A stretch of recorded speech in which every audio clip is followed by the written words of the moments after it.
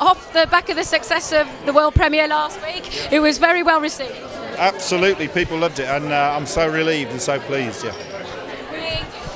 In the last series, it tackled post-traumatic stress disorder. In this series, am I correct in saying that we start to explore gang culture? Is that right?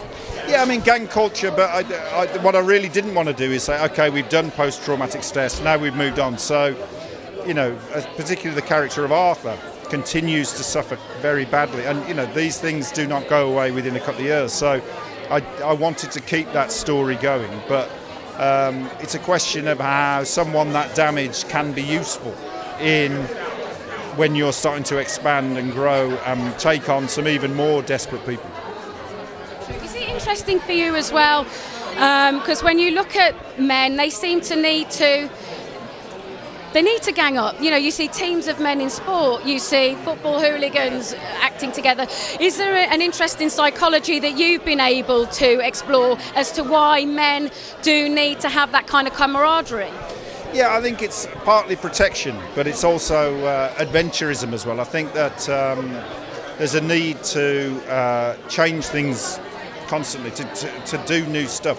And it's nothing good, you know, it's nothing admirable, because as in Peaky Blinders, it's often the women who are trying to be more reasonable about it and trying to find a more rational path. But there's something very irrational about testosterone, I think. Glad you brought up about the women, because can I say you write magnificently for women, and I just wondered whether you've based any of these female characters on people that you may know. I mean, not so much I mean, Aunt Polly was a real person who my dad told me about, who was a matriarch who ran a certain side of the family, who was a welder.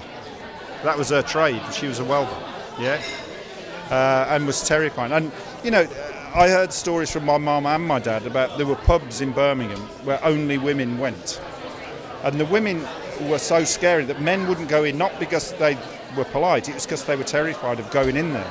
And they were big women, they were hard as nails, and they went in there, they took snuff, probably cocaine, they smoked, they drank, and they had a laugh, you know, and that was the 20s.